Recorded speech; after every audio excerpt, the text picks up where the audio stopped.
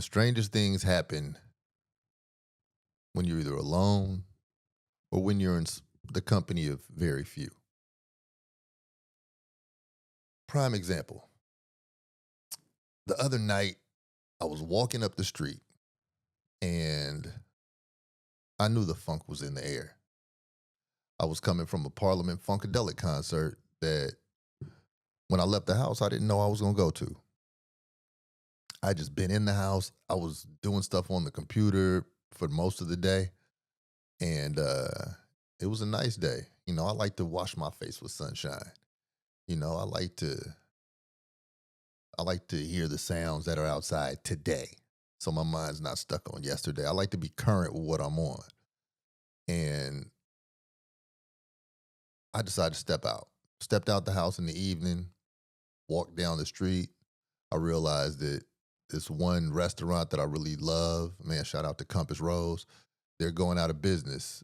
And so I decided before they go out of business, I'm going to patronize them a couple times.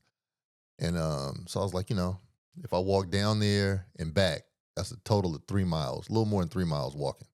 Why not? I've been sitting still all day. So then on the way down there, I'm on this text thread. Suddenly comes a hit about a P-Funk concert, Parliament Funkadelic, down at the 930 Club. I'm going.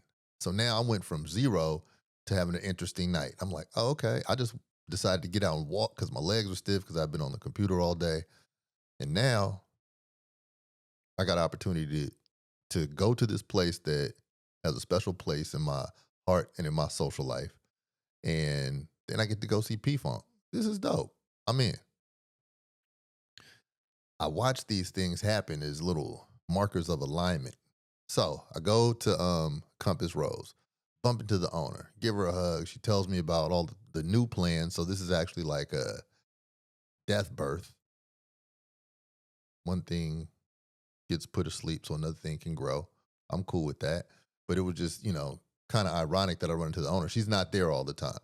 And I hadn't been there in a long time. So it was a good look. That's really why I went. Perfect. Eat me a little something. That's cool. I'm stepping out. I go. And then I go to the 930 Club. And what do I see? No. When I'm leaving Compass Rose, I see my good man sitting on a bench outside eating some ice cream. Wow, things are aligning.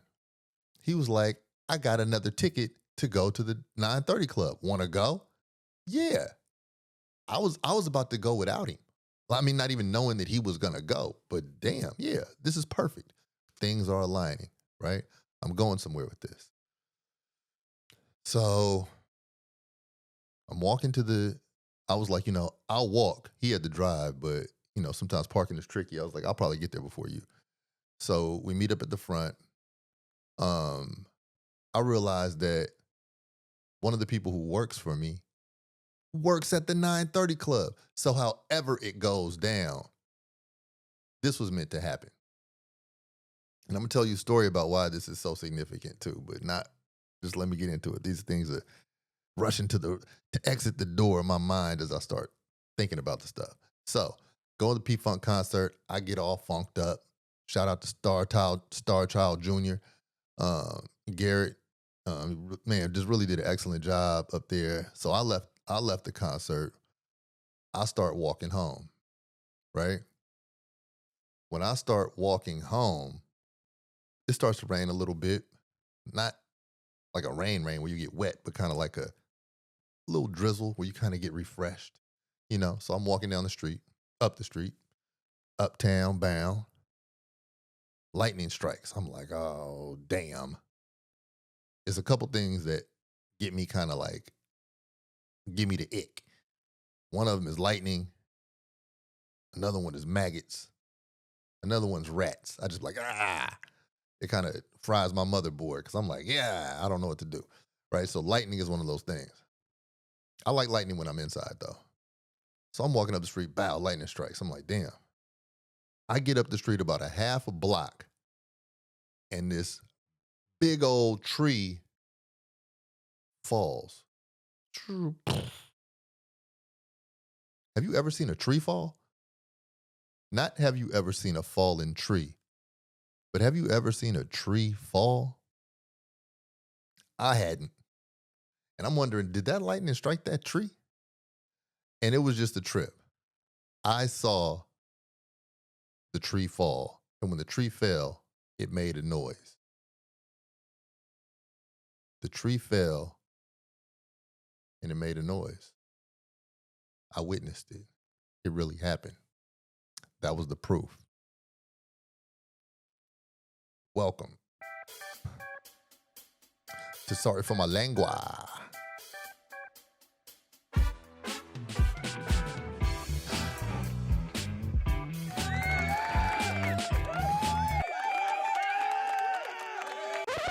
is episode 45 of Sorry for My Language. I'm Grindstone. And you are here on my favorite show, Sorry for My Language, sponsored by Grindstone Universal. Go to grindstoneuniversal.com. It's a place where progress is made and where truth is revealed. It's the epitome of urban luxury. If you go to grindstoneuniversal.com and you just really start looking, you'll have an eyegasm. But don't let it stop there. Go over, fill up that cart, and order something. But before you do all that, make sure you sign up for the email because I'm going to be shooting y'all out some good old listings, and I mean, not listings, some discounts and some deals and, little flash sales and surprise items for those people who have signed up at grindstoneuniversal.com. Wrong button. I'd be tripping. So you're probably wondering why I told that story. Well, that story is because I believe that proof is necessary. You can't just be telling. You got to show and tell. You got to show and prove. You can't just be swelling. Here we are in the world of, let me look it up right quick. If you're not lookable upable, that's cool. But don't get to claiming all the stuff that you claiming. You're not even lookable upable. You're not even lookable upable. You're just out here urban mything on yourself. Now, if the streets or the boardrooms or the ladies or the gentlemen or the children or the elders, they could tell a story about you, they could speak on it, hey, you don't have to be on Google. But the way things go now, if it's really valuable, somebody else probably would have spoke on you, written a story about you, journaled about you, find you, interviewed you. Something would have happened from somebody who's drawn to you, who's not truly connected to you. They're drawn to you because you're magnetic. But I'm just saying, the claims that you make, just like that tree fell and made noise and I saw it, that was the proof. You got to provide proof. I don't want people up here just yapping and chatting about whatever you're yapping and chatting about, and it ain't no cosigns in the world for you. I don't believe you. I think you're hallucinating in my face.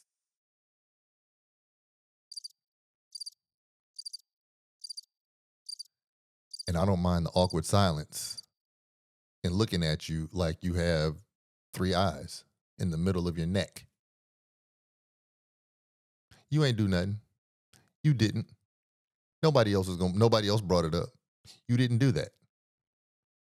It's fair. Prove me wrong with some proof, right? So right now, I'm just saying to all of y'all, do things in life, be Googleable. Matter of fact, Google Grindstone Universal.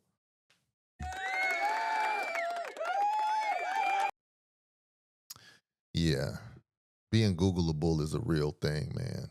Especially with all this AI and stuff. Like, where's your resume? Now, there's several things that I do in my life that are not Googleable, right?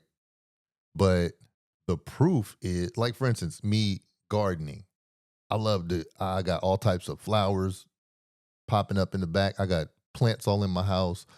I got vegetables and fruit about to have a real good summer fall. My gardening isn't Googleable, but the proof is in the fruit. You're going to be able to go out there and see you a honeydew melon on the vine. You're going to see some strawberries. You're going to see some okra. You're going to see these things. That's the proof.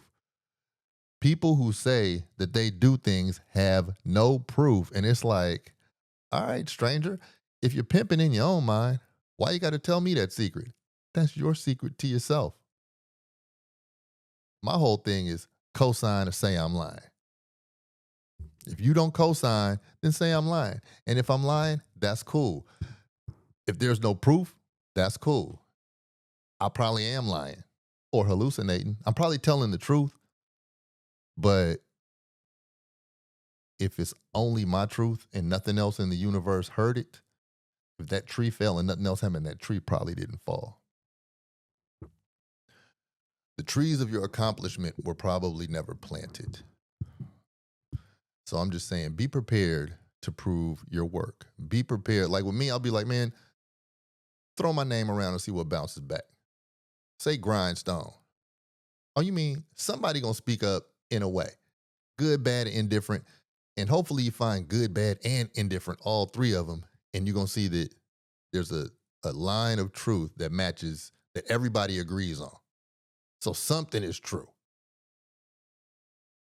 But some people just be straight up telling fibs. And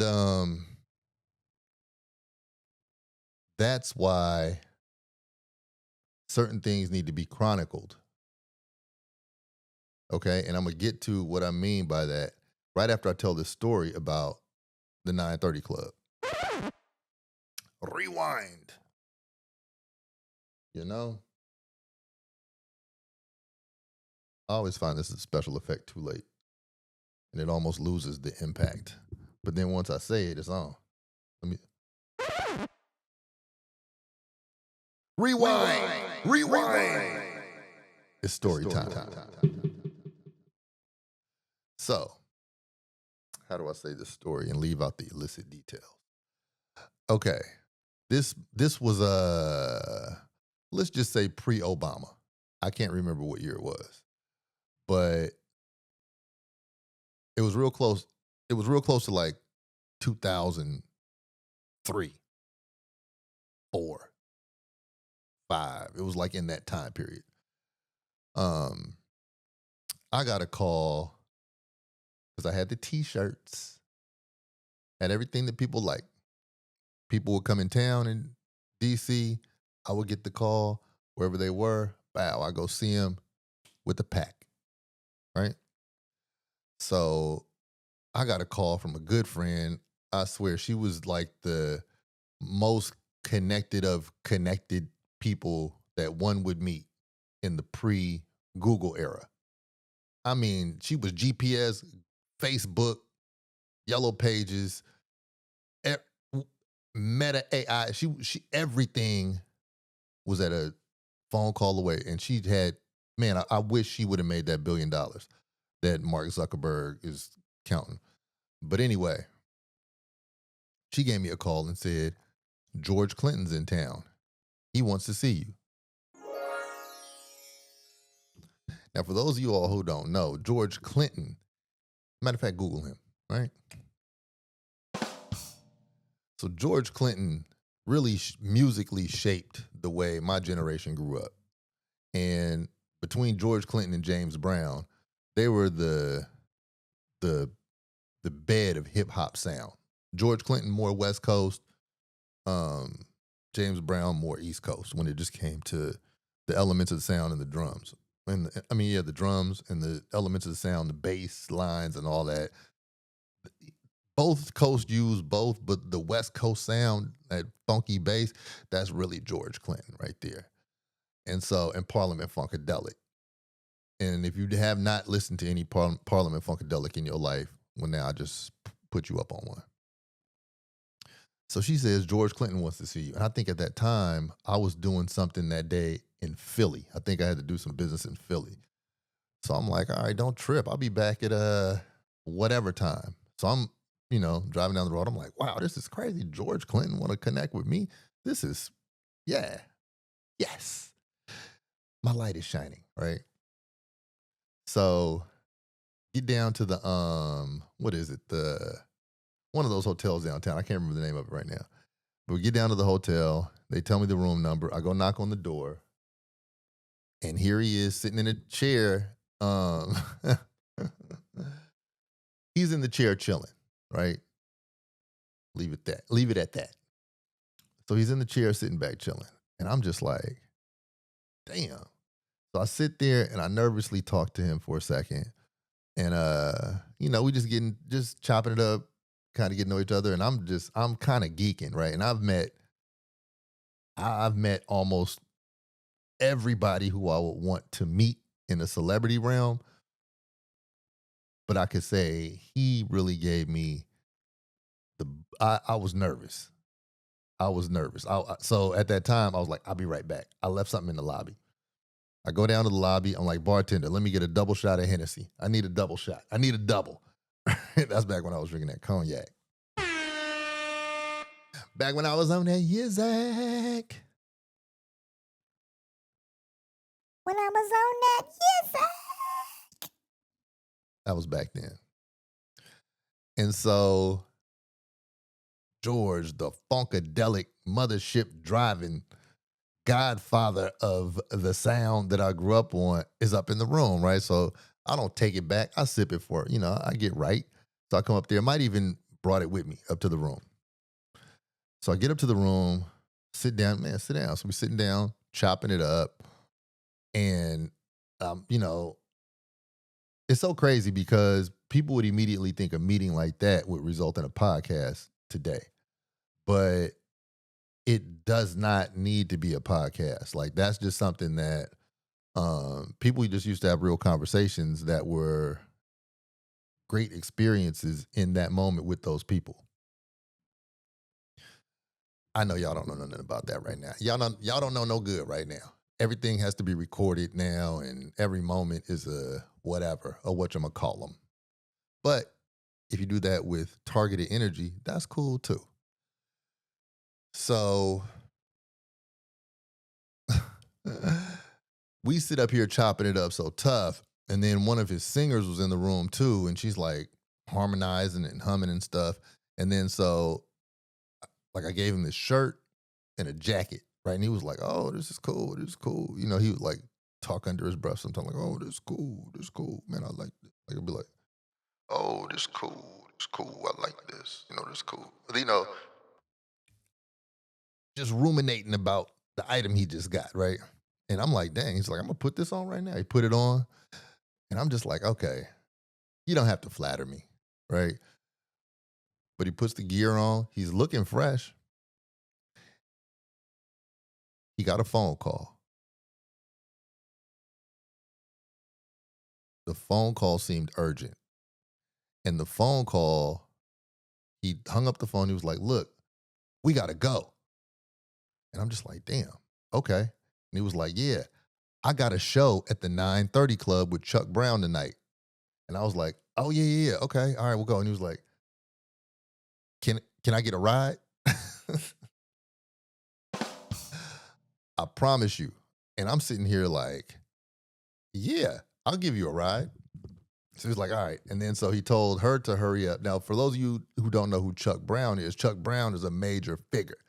Just look up Chuck Brown, Godfather of Go-Go in DC. So Chuck Brown and George Clinton, when they both had like juice with them, they still had it. Like, it wasn't like no senior tour. They were performing at the damn 9:30 Club, right? And George Clinton needs a ride. So they get ready and she gets all funkadelic out or whatever, right? And then they get in we go downstairs, they get in my car. At that time I had an Isuzu Trooper, right? Which is very pedestrian. I loved it. It was all-wheel drive. It got me through every snowstorm I needed to get through, but it was normal. And I'm pulling up with the star of the galaxy riding shotgun. So we pull up to like the 9:30 Club and the hotel. They're not very far from each other, but still you got to go through downtown to get up to the 9:30 Club. So we're at the light, the first light we stop at, and people are on the side like so confused, like, "Wait, that's George Clinton." What, so you see like how people are tripping off. The fanfare is happening around the car. And in the car, I promise you, we left the hotel. From the time I opened the car door, he sat shotgun, she sat in the back. They started humming and harmonizing. And through the harmony and melody, some words start coming out. I promise you, from the time we got in the car to the time I pulled up to the 930 Club, they had created an entire song. I don't know if that song, I can't remember what song that was. I don't know if that song was ever recorded. They made a whole song in the truck. I was just like, this is crazy. So I had to pick, I just came from Philly. I had a babysitter watching my son. My son was real young at the time. So I had to leave all public activities because I had to go relieve the babysitter. You know, you pay the babysitter about an hour. You know, the babysitter be on that. They need that manyan, right? So, all right, cool. I got to relieve you, and you might have something else to do. So I pull up, and so the club sits on a corner, right? So say this is the club. The club sits. This is the street, and the street goes like this. The club sits. This is the entrance to the club on the corner, right? I pull the car up just like, just egregiously. I might even have two wheels on the curb. And people are about to be like, yo, what you doing? George Clinton hops out. And the crowd goes wild.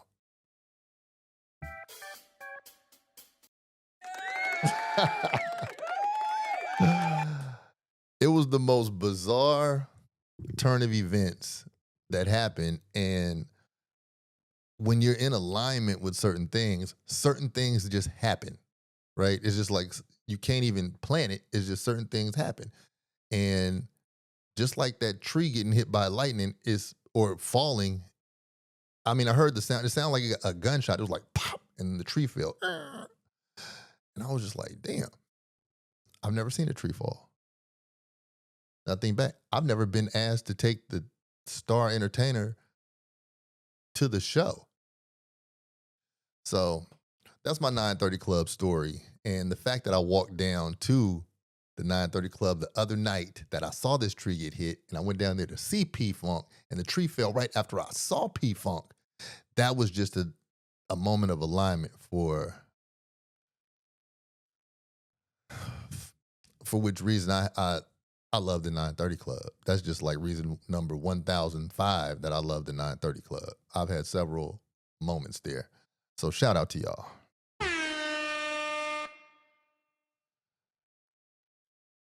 But back to the lecture. The whole reason I showed up today. The whole reason that I showed up is because I want to let everybody know. I want people who are 40 plus, 50 plus, 60 plus to know that you should be starting a YouTube channel. And this is why. Day after day, different things happen, and you might not journal.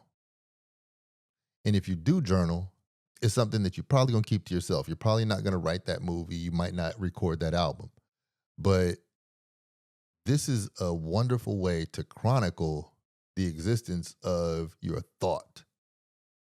This is the proof that you thought that. And you never know when you'll need that proof. Not to say that you're in competition with anybody, but you might just want to review your own life. You know, you just might want to say, man, what was I thinking last June? Like, how was I feeling?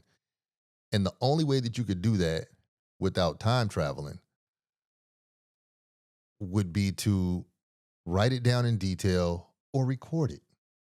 And then when you record it and you're saying a certain something or doing a certain something, other people may get inspired or other people may be emboldened by what you do. Now, last night I was at an event. All this ties in. This is beautiful. Like a good song. Last night I was at a friend's 50th birthday party, right? And the venue where the event was, it was a lot less than I would expect for somebody of his means to have a 50th birthday at. Like the 50th is the joint. 50th is the one. You got one time you turn 50. You could have several parties, but you got one joint. So anyway, this was like a if this was like if Applebee's had a outside kind of. It was kind of like a sports bar, but it was maybe not. I ain't been to Applebee's in a minute, but it was a lot less than you would think somebody would do for their 50th, right? Especially somebody with means. However, this is what I reapplied last night in terms of my learning and understanding of things. Some of the best experiences happen in intimate spaces. And some of the wildest, weirdest things happen when you're damn near alone. A lot of the growth happens when you're alone. And some of the best moments happen in intimate spaces. When you're somewhere and there's too many people there, there's a lot of stuff going on, you don't get to really bond with the few people who might be there, or the space might be too big to hold the focus, attention, the conversation, the love. So big spaces, physically big spaces and overpopulated spaces as well, they might take the lid off that love jar and then the love disperses. So there was like a genius. I'm not even sure if it was intentional or not, but it was a beauty to all these very high quality character individuals come into this spot, and it was love from his family. And it was almost like, we're not gonna have this at home. We're just gonna go somewhere and have this. But it wasn't, I didn't feel cheated at all. I felt blessed to be there amongst people who loved one another. And it was people I ain't seen in like 15 years. So it was like really cool. And man, happy 50th once again, bro.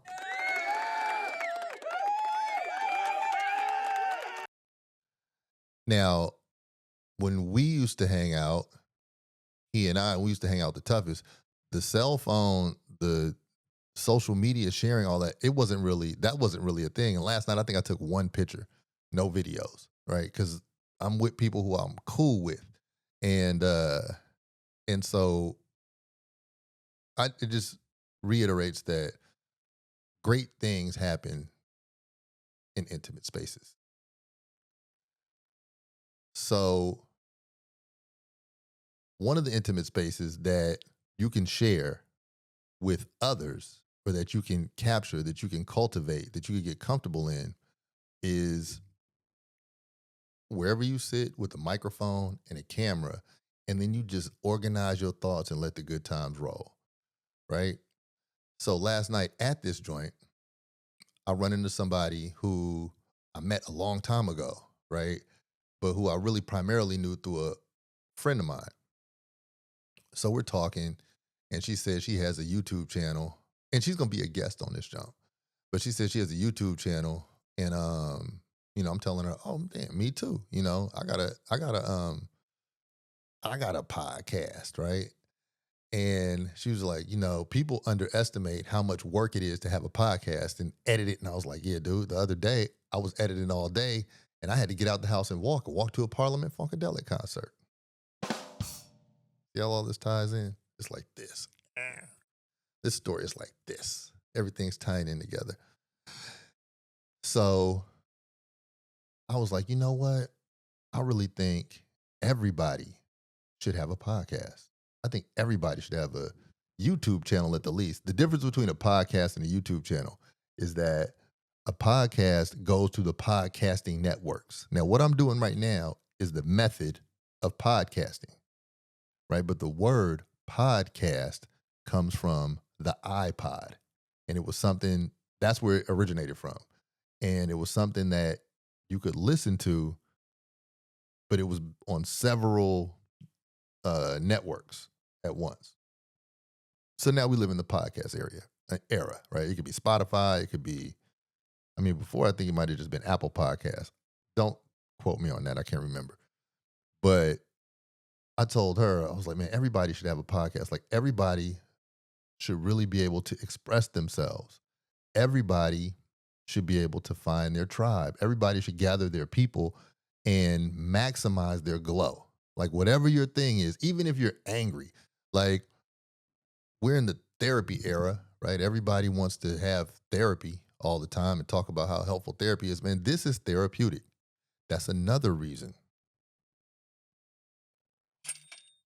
why people should podcast who are over 40, 50, 60, and up.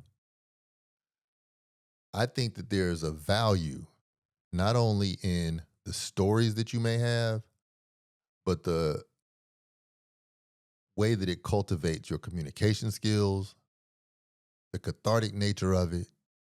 It becomes a time capsule that, your little papooses might want to see. It just becomes something where you are able to see how you grow and how you develop over time. And it's a wonderful place to cast your line out there and then catch the fish of similar thought. You know, it's a way that you create family. Um, and there are, and if you have a product of any kind, I mean, last night at this wonderful party, I also ran into somebody who just written a book. I told her I was going to order the book, and I am going to order her book. And once I get her book on deck, I'm going to make sure that I talk about it when she comes on the show. Like, well, I don't know, I'm going to figure that out. But I'm just saying that if you write a book, if you do cool things with cosmetics, if you count money real fast, if you are totally clueless and you really want to get that off your chest, you should be talking about that. And your perspective is something that will help someone else in that same position. And you can also sell the products that you make. The product of your boredom, the product of your hobbying, the product of your curiosity will be given a platform that will reach people that you won't um, manually reach. You just, you can't stand in enough rooms and talk to enough people and make your word reach as much as it can if you just turn on this microphone. So last night, and I swear my mind be floating. Last night, when I told her everybody should have a podcast, she was like, no, they shouldn't. I was like, huh, please tell me more. And the fact is, she said, well, do you think everybody has something interesting to say? My immediate answer was yes. But then as she said that, I was thinking, but everybody doesn't know how to say it, right? So everybody has a story, but everybody doesn't know how to put that story, that viewpoint in context. And a lot of people are afraid, right? So that's always going to be a barrier where people don't know how to say what they want to say, or they're afraid to say what they want to say, even though they might know how to say it.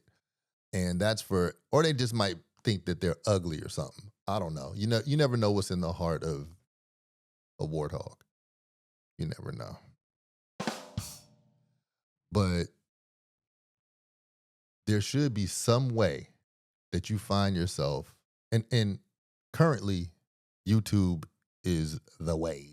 YouTube and the podcast verse, right? So in order to get on the podcast verse, that is not on YouTube. There are other places, y'all probably listen to podcasts everywhere. There are other ways to get on all the networks. But just so you could be heard, just so you leave here having put a thumbprint on something that represents you. And there's a certain amount of freedom in this as well.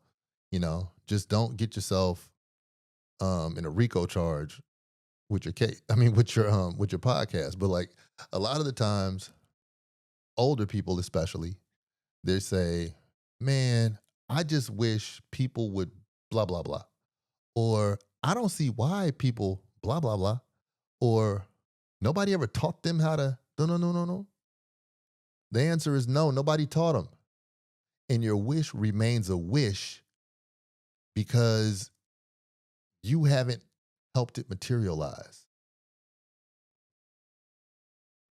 Don't leave here with the hallucination of what you did. So you think that you did enough to change the world that you wanted to see changed. And the whole time you just kind of left that in your mind ruminating. So you're not Googleable. We can't find your perspective. You didn't do enough to change the thing that you wish to see change. And maybe that's not your crusade, right? Maybe it isn't. And maybe you didn't want to sell things that you make to people who you don't know. Maybe you didn't want to get money like that. But I think that doing podcasts or just recording yourself and putting and sharing it with people, why you should start a YouTube channel. It allows you to be part of the voice that you were uniquely given, and your voice won't get shaped by career, societal factors, or anything else. You might find yourself in doing this. It might be real cathartic. You're going to hear that word over and over, but it's something that will really help you shape a wave in this world, because say if you're a 9-to-5er, and shout out to the 9-to-5ers. Say you're a 9-to-5er. Well, you spend an hour and a half commuting or getting prepared to commute one way. Like if you just lump in breakfast and dressing and showering and doing all the things to get presentable and then getting from your front door to your desk or wherever you work, okay, right? That's time. Then you get there, and when you're there, you have to do things for which you were hired there, okay? And then you do the commute back. And then, you might want to get some exercise in or something. Might want to eat. You might want to cook something, eat something. I don't know. But next thing you know, you're out of energy. Did you really put a dent in the world? Maybe you did put a dent in the world, but did you make a change in the world for the things that you see needed to be changed? Like I'm saying, if you want to take up that sword, maybe you need to think about your execution a little differently. Don't wait until you have nothing else to do. You're always going to have something to do. Don't wait until you get less busy. You're always going to be busy. But lady, 45-year-old lady, your perspective on something, it could be whatever it is you're interested in. I'm not even going to muck this up with suggestions. You can give a little jewel a game, right? Because now the podcasts are like the library books. And people search and scroll and scroll and scroll till they find the book with the page that gave the sentence that changed somebody's life, right? So you can have a whole bunch of entries in your verbal catalog.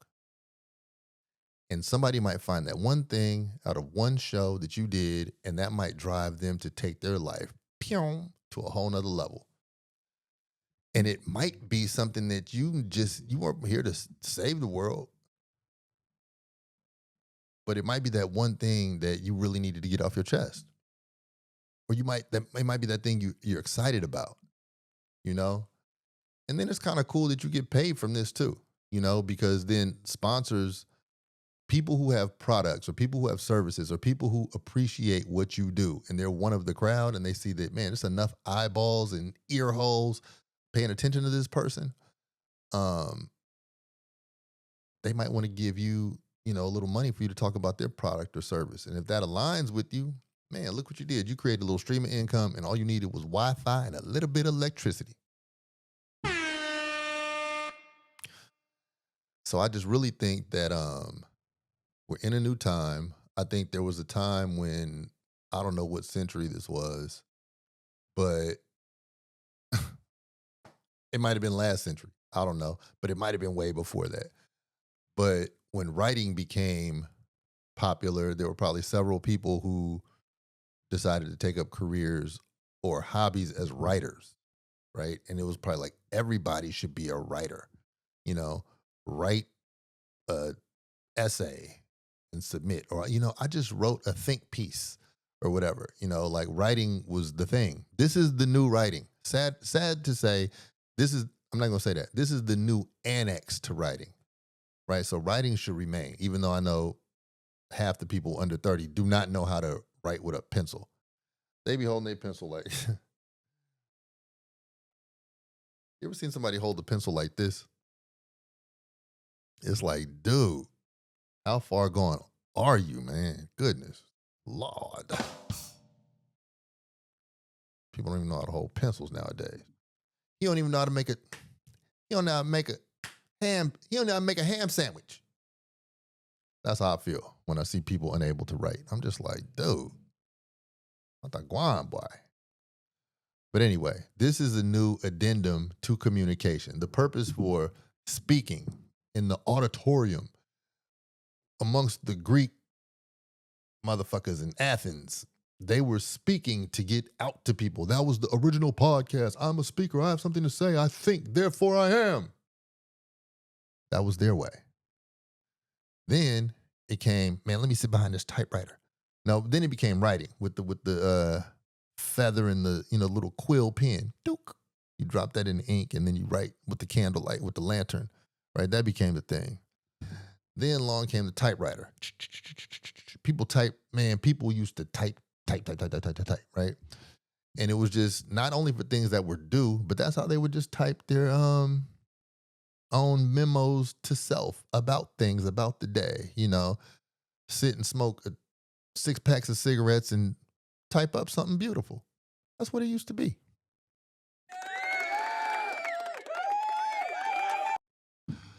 So now I'm glad that the world is off cigarettes en masse, but now we have a new way to communicate our thoughts to the people who are here with us now and the people for the future. Think about how many great writers whose readings you have read, they were doing this in the writing form. And I just think that for people who have Gen X, baby boomer knowledge, like information from beyond that we only get in limited doses as books wither away and as we reach for books less. I think that your input in how things were, how things operate in your mind now, the way you see the world, that's important. That's valuable. It's way more valuable than you might think. If you just think about, now I'm talking to the 50 and up people, right? If you just think about what it would mean to you if you could see one of your grandparents functioning at your current age and just letting it flow, being who they are, and you could rewind it and see it and rewind it and see it. And I'm not talking about from like some little sketchy hand cam, but I'm talking about if they could see it in 4 to 8K like you're seeing it right now. Wouldn't that be valuable to you if you could just see what was really on their mind? Like, wow, that's how they think outside of being my grandparent. That's how that person thinks as a person. Well, you now have the time and the ability to do that. Or wouldn't it be valuable to you? I'm still talking about the 50 and up age group. If you could see yourself in your 20s doing this, like the way your cadence was when you spoke, how you thought about things, whatever seemed important, right? But you don't have that, right? Gen X don't have that type of footage. So, I mean, you get spurts of it, but we don't have that. So this is actually valuable. And the more you do it, the more efficient you'll get at communication. And what's better than communication next to water? Water break.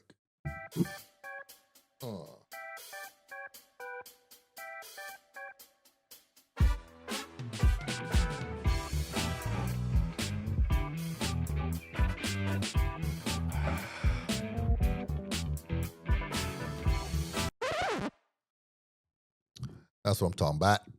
That's what I'm chatting about. So yeah, we need to get better with our communication. I mean, after all, the oral pass down of words, of ritual, of culture, the way that we speak with one another, it passes down a lot. And this is actually, as new age as this is actually looping back to the old traditions of griots and people communicating using their words, passing down things through oral tradition. And as a 40-plus-year-old person, I believe you should become part of this world. I don't think you should die with your secrets. No, die with some of them secrets.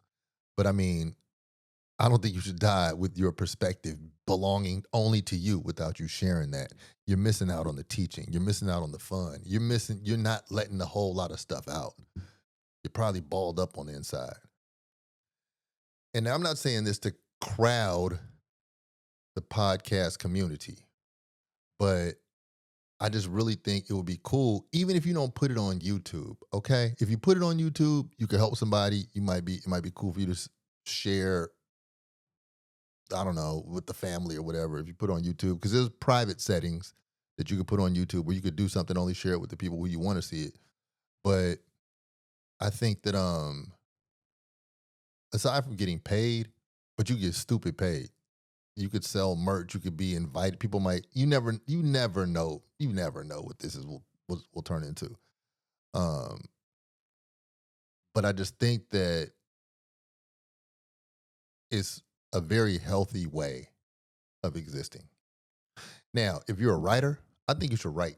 If you're a painter or you draw, every now and then I think you should put the camera in front of or to the side or behind you as you do that, which I will do with you because that's how I get busy.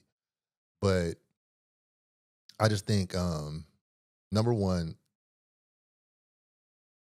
a lot of people don't realize how much work this actually is to be consistent, not just to exist here, but to be consistent. But then there's also a certain population, a certain part of the population who is just camera shy and they see it as like, I don't know, invasive. But I would much rather have you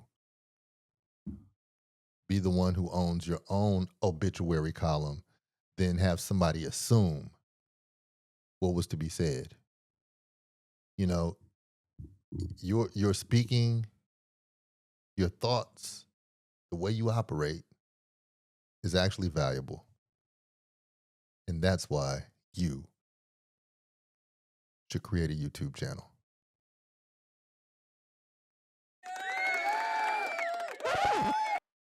I want my money, YouTube. I want my money. Uh-huh. Uh-huh. I need to hear music every now and then. Uh-huh. Uh-huh. Give me a lot of money, please. YouTube, make sure my check is on point. My direct deposit's on point.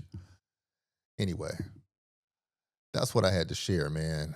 And never forget, when you're chasing the crowd, you're probably doing the wrong thing because some of the most wonderful things happen in intimate spaces.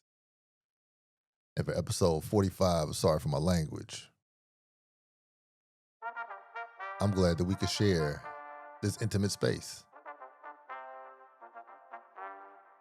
Go to grindstoneuniversal.com. I'm Grindstone, and I'm about to catch a flight. My flight was delayed all day, but even that was for a reason. To see you. Peace.